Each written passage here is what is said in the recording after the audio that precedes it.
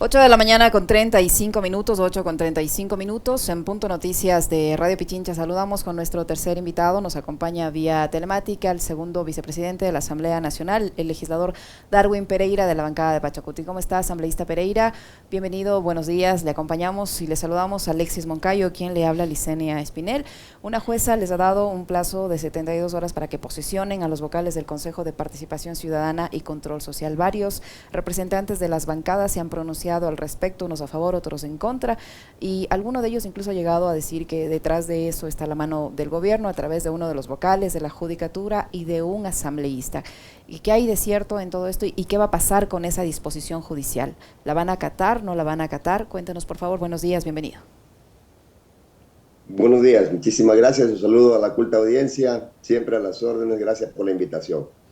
A ver, yo creo que hay que ser absolutamente claro, si ustedes saben que yo he hablado claro respecto a estos temas, respecto de esta clara o meridiana claridad, esta claridad absoluta con la que la justicia, con la que el Poder Judicial se ha entrometido en el Poder Legislativo. Eso no lo podemos permitir. Yo he sido transparente en mis afirmaciones. Yo sigo sosteniendo que siguen apareciendo jueces de alcantarilla, sacados de los rincones más putrefactos que tiene el Consejo de la Judicatura, para que digan cualquier tontería y puedan pensar que con su disque poder, investidos de un poder que no tienen, excepto el putrefacto olor a alcantarilla que les sale cuando aparecen para decir estas tonterías, pues nosotros no vemos estas resoluciones con sentido, mucho menos amenazas. En ese contexto ya hay un pronunciamiento del presidente de la Asamblea y nosotros posesionaremos a los vocales del Consejo de Participación Ciudadana cuando el presidente nos convoque. Entiendo que se está analizando y una vez que él lo haga, pues acudiremos a la posesión. Ojo, nosotros ya intentamos posesionar a los vocales. El mismo gobierno, a través de artimañas, a través de llamadas, supuestas llamadas a los ex consejeros o a los consejeros, no los dejó posesionar, hicieron un sinnúmero de artimañas y no permitió que se posesionaran a través de la Asamblea en más de 3 intentos los consejeros del Consejo de Participación Ciudadana. Así que ahora me parece que estas locuras traídas de los cabellos de estos jueces que sacan, repito, las alcantarillas más putrefactas que tiene el Consejo de la Judicatura, no tienen sentido para la Asamblea Nacional. ¿Cómo está, vicepresidente? Qué gusto saludarle, buenos días. A ver, si es verdad, ya lo han intentado, el problema es que los consejeros suplentes, algunos incluso renunciaron, ¿no?, a la condición de tales de consejeros, el caso del señor Figueroa. No se me vienen a la cabeza ahora los otros nombres, pero bueno, él lo tenía en mente. ¿Qué pasa si se mantienen en esa postura? ¿El Consejo de Participación corre el riesgo de quedar en acefalía o cómo se llenarían esos vacíos? Bueno, el Consejo de Participación Ciudadana y Perdón, Consejo de Participación. Sí, el Consejo de Participación Ciudadana ya está en acefalía, ¿no? Nosotros en este momento estamos evaluando para revisar, para poder realizar la respectiva posesión. Obviamente, y esto hay que dejarlo claro ante el país, dependemos de la convocatoria del presidente. Hay que evacuar temas, hay que tratar temas importantes para el país y entiendo que el presidente lo hará en su momento cuando ya nos toque convocar a los 7 miembros al que posesionaremos. Me parece que hay 2 o 3 que están posesionados. El resto todavía toca posesionarlos porque ni siquiera tienen el cargo de suplente, que lo intentamos hacer en su momento. A ustedes les consta, al país le consta, pero no se presentaron, no aparecieron. Hablaron un montón de cosas que no tenían sentido y lamentablemente, no sé si por no tuvieron voluntad, no quisieron, le hicieron un daño al país y no se presentaron a la posesión. ¿Cómo así? Ahora sí quieren posesionarse. O sea, también hay una doble moral en ese comportamiento. Y en ese contexto nosotros vamos a actuar de acuerdo a los tiempos que tiene la Asamblea Nacional, sin presión de la justicia, mucho menos de jueces de alcantarilla. ¿Qué pasa si esos tiempos que tiene la Asamblea Nacional, el legislador Pereira, no coinciden dentro del plazo dado por esta jueza? ¿Existe la posibilidad de que se cumpla la amenaza e intente la destitución de los legisladores o eso no es posible? Tendría que destituir a los 137 asambleístas. Imagínense usted el escenario, ¿no?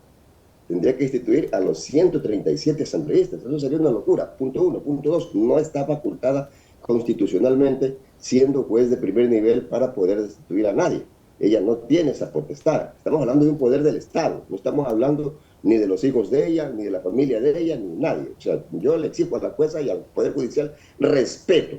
Tienen que aprender a ubicarse. Me parece que en este país los poderes del Estado andan en cualquier cosa menos en lo que debe hacer. Aquí la justicia, el Poder Judicial, tiene gran culpa de los actos de corrupción que han cometido muchos funcionarios, los cuales deben estar presos y no lo están. ¿Por qué no se preocupan del caso del Gran Padrino? ¿Por qué no se preocupan de los casos de corrupción que le han encontrado a este gobierno? ¿Por qué no se preocupan de meter presos a los narcotraficantes que los andan liberando estos jueces? Yo creo que eso es lo que debería preocuparles y no de andar queriendo hacer posesionar a sus compadres, amigos, qué sé yo, del gobierno, siendo serviles del gobierno. Me parece que ese tema de convertirse en lamebotas del gobierno los desnuda, los descubre ante el país como jueces de alcantarilla. Asambleísta, hay otra situación que enfrenta la Asamblea Nacional y que es una decisión de la Corte Constitucional que ha declarado como inconstitucionalidad esta ley que derogaba una parte de la reforma tributaria del gobierno nacional, ha acogido así o favorece así o salva la reforma tributaria del gobierno del presidente Guillermo Lasso.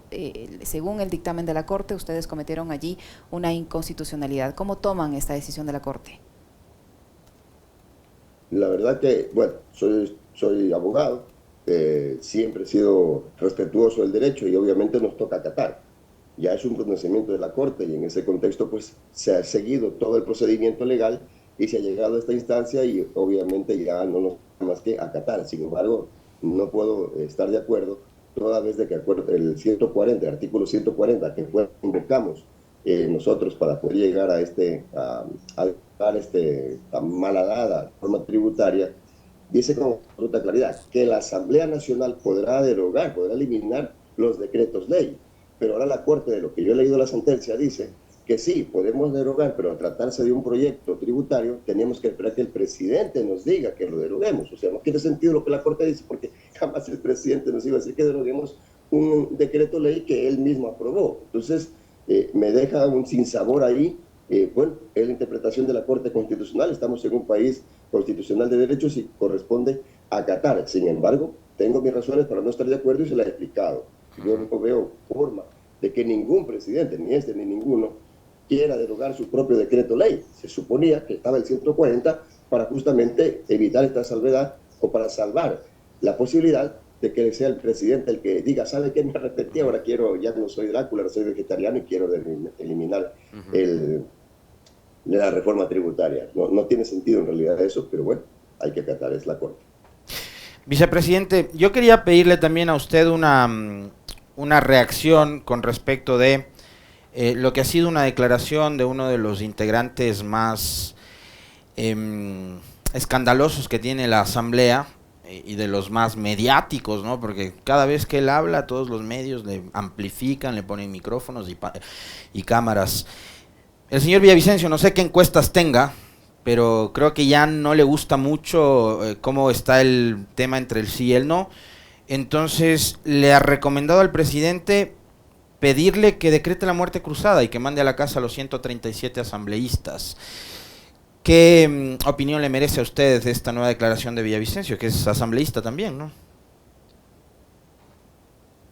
¿Qué le diré?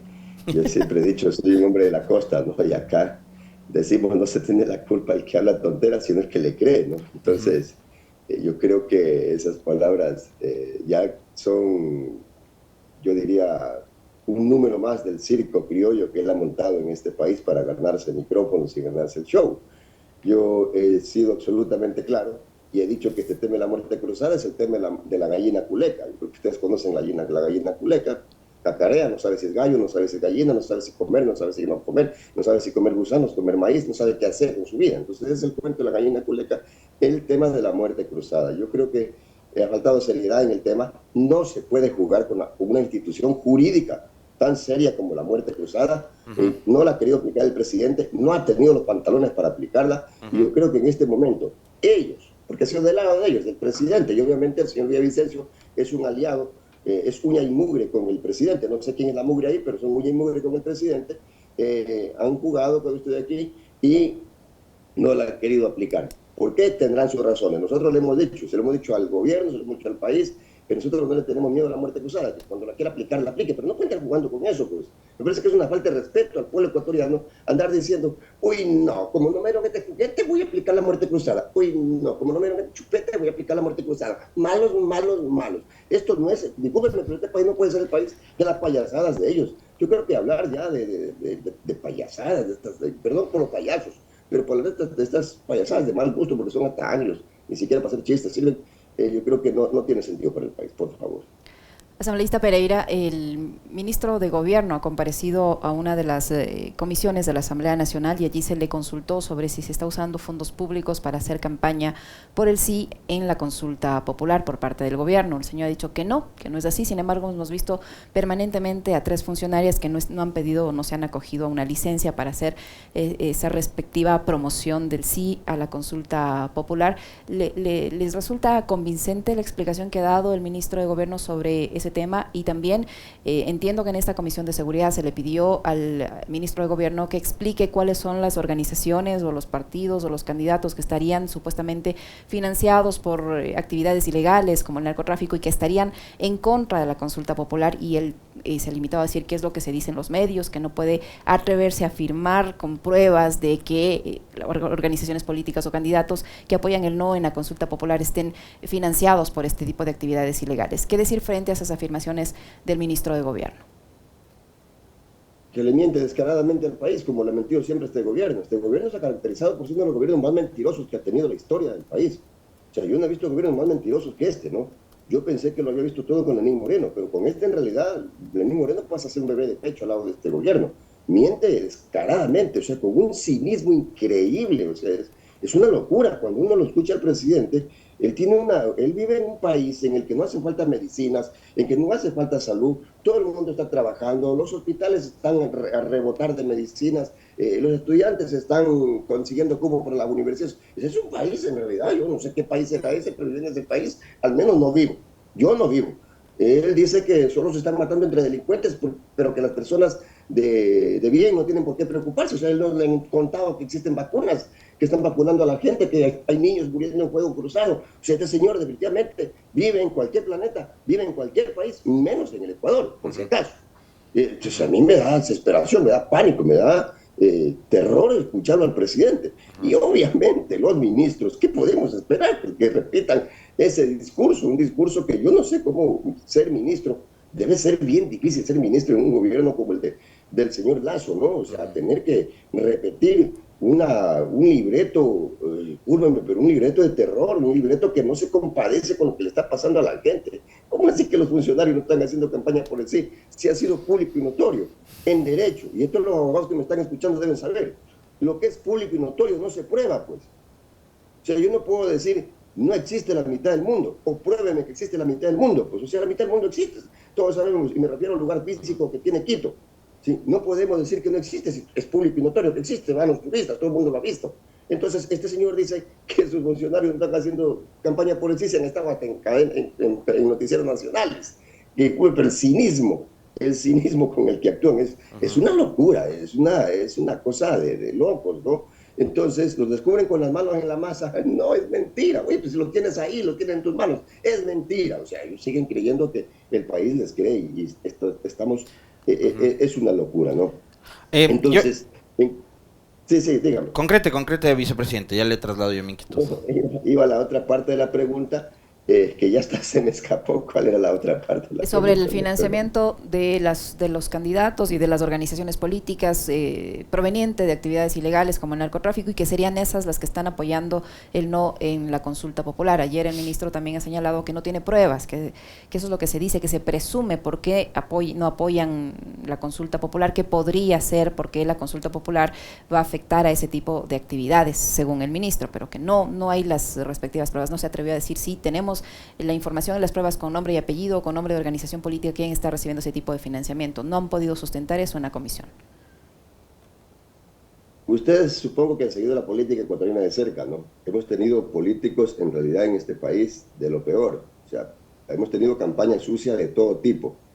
Pero la política sucia que ha implementado este gobierno en realidad es una política de locura, ¿no? O sea, gritarle narcotraficante o gritarle narcopolítico o gritarle narcodelincuente a una persona sin tener pruebas se ha vuelto de moda en este gobierno. Se ha vuelto de moda. Por eso a mí me asusta mucho la pregunta 1 de la consulta popular. Obviamente nosotros hemos convocado a votar no por toda la consulta, pero si usted ve la consulta 1, dice que van a extraditar a todos los jefes de los narcos. De acuerdo al criterio, al libreto que tiene montado el presidente, de gritarle que es narcodelincuente a cualquier persona que le haga oposición, yo no sé, ella mismo me le gritar, capaz después de entrevista, que yo también soy narco, yo creo que nos deja con una seria preocupación. Mañana a cualquier persona de oposición le montan un operativo, le colocan droga en su casa y lo mandan para Estados Unidos.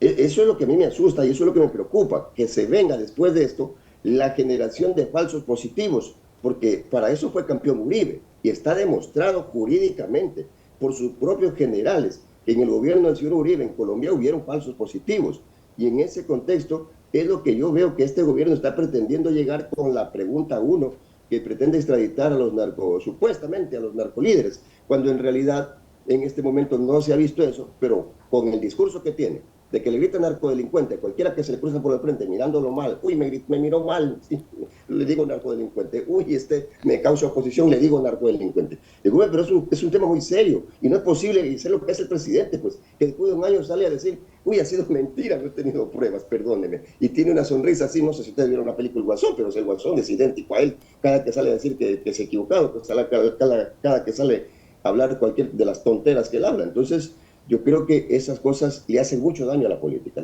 La política debemos hablar, los políticos debemos ser más serios. Los políticos debemos por lo menos tener asesoría de un abogado si es que no somos abogados. Y los abogados sabemos que no se puede acusar si no se tiene pruebas. Y este presidente tiene un campeonato mundial de aquí a la luna de haber acusado sin pruebas a un montón de gente y haber acabado con la reputación de muchas personas. Y eso no está bien. Vicepresidente, yo le quería consultar sobre un tema más digamos, coyuntural en lo que tiene que ver con la política y con lo cercanas que están las elecciones seccionales y la consulta. Hace algunos días, pocos días en realidad, estuvo aquí con nosotros conversando el presidente de la CONAIE, el señor Leonidas Diza. Muy interesante conversa, como siempre, con Leonidas. Y él nos decía que en la bancada de Pachacutic hay una casi nula coordinación política y nacional, que por eso hay legisladores como el señor Vanegas que están a favor del gobierno, que se toman fotos con Villavicencio, que hacen campaña por el sí, y no hay una unidad, ¿no? ¿Qué es lo que está pasando ahí en Pachacutic y por qué no hay un pronunciamiento, digamos, más orgánico en torno al tema de la consulta, por ejemplo?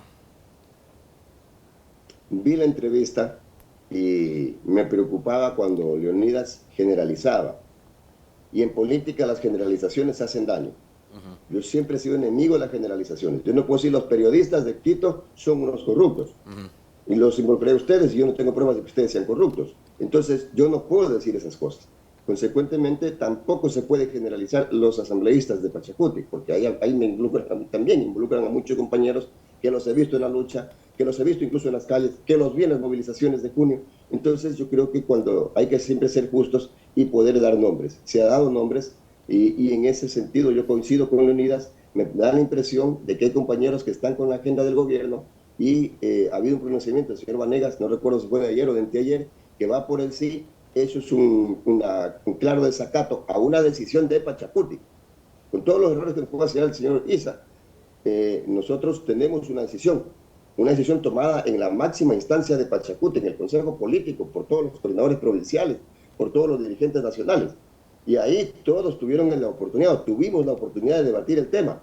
Y al final del día se sacó una resolución en la que se dijo que Pachacutic iba por el no. Nosotros vamos por el no, estamos trabajando por el no, y obviamente lo que hace el señor Vanegas cuando dice que va por el sí, nos hace un tremendo daño. Debo rechazar rotundamente lo aseverado por el señor Vanegas. En Pachacutic estamos por el no, y vamos a seguir estando por el no, porque esta es una consulta que le hace daño al país, beneficia a Vanegas, beneficia al gobierno, pero no beneficia al país, no resuelve los problemas de salud, no resuelve los problemas de educación, no resuelve los problemas de vivienda, no resuelve los problemas de la agricultura, no resuelve nada, absolutamente nada. Lo que le resuelve a Lazo es la posibilidad de que él pueda designar al Contralor, al Fiscal General de la Nación. Eso es lo que resuelve. Lo que le resuelve al señor Lazo es la posibilidad de que tengamos una asamblea con la mayoría de asambleístas de Quito y Guayaquil, de los grandes poderes económicos de este país, mientras que provincias como Cotopaxi, Carchi y Zamora pasan a tener un asambleísta. Es una falta de respeto para la equidad regional que debe haber en la Asamblea Nacional. La Asamblea Nacional dejaría de ser el primer poder del Estado de acuerdo a esta consulta. En ese contexto, nosotros debo coincidir con el compañero Leonidas Sisa, más allá de que obviamente también podemos tener diferencias, pero en este caso coincido totalmente. Hay asambleístas que me parece que tienen una agenda no de Pachacuti, sino una agenda del gobierno debajo del bolsillo, y es lo que están sacando a relucir en estos días. Asambleísta Pereira, ayer el presidente de la República en esta ceremonia policial volvió a lanzar la responsabilidad sobre una parte de la inseguridad que vive el país a la Asamblea Nacional. El ministro del Interior hizo ahí un resumen de la eficiencia de la Policía Nacional en el control de la inseguridad, y el presidente además rechazó lo que él considera un ataque grosero hacia su honra, su credibilidad por parte de la prensa, esto relacionado con el caso del Gran Padrino. ¿Qué opinión le merece esas aseveraciones? Dicen que sea Tres Patines, ustedes han visto Tres Patines, que tanta culpa tiene quien mata la vaca como quien aguanta la pata. Le están demostrando al presidente de la República, con contratos, como su cuñado y compañía, ¿sí?, se alzaban en peso el país a través de contratos, hasta ahora mismo de lo que se ha visto en la empresa eléctrica y en Plopec, y dice que no pasaba nada, que atentan la honra de su familia. Disculpe, pero hay que ser extremadamente cínico para poder aparecer con estas cosas en una pantalla de televisión, pues no. Lo mínimo que esperaba el país era que lo separe el cuñado, que le diga que se retire, que lo cuestione, que le haga un allanamiento, que haga alguna cosa con la justicia que él tiene controlada. Porque hay que ser honestos, la justicia en este país está controlada, secuestrada por el señor Guillermo Lasso. De eso no creo que exista la más mínima duda. Quienes seguimos las noticias sabemos que el señor Murillo, que ya afortunadamente lo sacó la Corte Constitucional, respondía obsecuentemente al señor Guillermo Lasso. Los jueces que han emitido estas medidas cautelares en contra de los narcodelincuentes y en contra también muchas veces de los poderes del Estado, responden a él. Los jueces que destituyeron a una expresidenta del Consejo Nacional del Consejo de Participación Ciudadana y Control Social responden al señor Guillermo Lasso. Él tiene la justicia en sus manos. La embajada norteamericana le ha gritado en la cara: señor Guillermo Lasso, usted tiene narcogenerales. Y me pueden decir a mí que tenemos una policía que ha actuado bien cuando le están gritando que tiene narcogenerales. ¿Por qué no le dice lo mismo a su compadre, el embajador norteamericano? El presidente Lasso, ya, la verdad que hablar de él me daña el hígado, así que mejor me voy a reír un ratito. Vicepresidente, yo quisiera saber cuál va a ser su postura, la de su bancada, y obviamente la suya, por supuesto, con respecto del juicio político por el caso María Belén Bernal, que tendrán que enfrentar el señor Carrillo, el señor Ordóñez y todos quienes estaban involucrados en este asunto. ¿Cuál va a ser la postura de la bancada? Entiendo que hoy están llamados a comparecer al Pleno, ¿no? Primero, que el señor Ordóñez, por dignidad, no debería estar ahí, por dignidad hacia las mujeres. Ustedes recordaban sus palabras cuando se estaba en la búsqueda todavía del cuerpo de la finadita María Belén, y es un tema que golpeó mucho, que dolió mucho.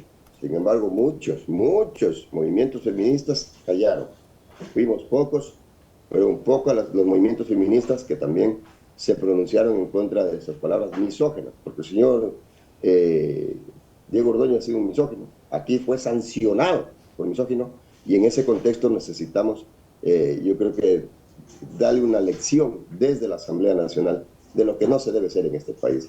Y el señor Diego Ordóñez no debe participar en ningún gobierno, no sé, o sea, no debe vivir en el país porque él tiene otra forma de vida que maltrata a la gente. Él piensa que todos son inferiores a él, que todos tienen que hacerle la venia, y ya va a venir a la Asamblea a ver cómo vemos quienes no estamos dispuestos a hacerle la venia. Y todo este gobierno que ocultó, que trató de ocultar este caso, que dijo que se trataba de un crimen más, de una matanza más, o sea, no tuvieron ni siquiera el tino para tratar el caso. Necesitan, los funcionarios al menos de este gobierno que dijeron eso, necesitan estar fuera de este y de cualquier otro gobierno. Así que en la Asamblea Nacional habemos quienes estamos dispuestos a darle una elección. Habrá que ver los asambleístas que estén dispuestos a salvarnos, y habrá que desnudarlo al país con nombres y apellidos. Muy bien. Muchísimas gracias, asambleísta Pereira, por habernos acompañado en este diálogo. Muy amable. Muy gentil, vicepresidente. Gracias. Buenos días. Un abrazo. Lo propio al asambleísta Darwin Pereira, de la bancada de Pachacuti, segundo vicepresidente de la Asamblea Nacional, que ha estado con nosotros. Y con esto nos despedimos, Alex.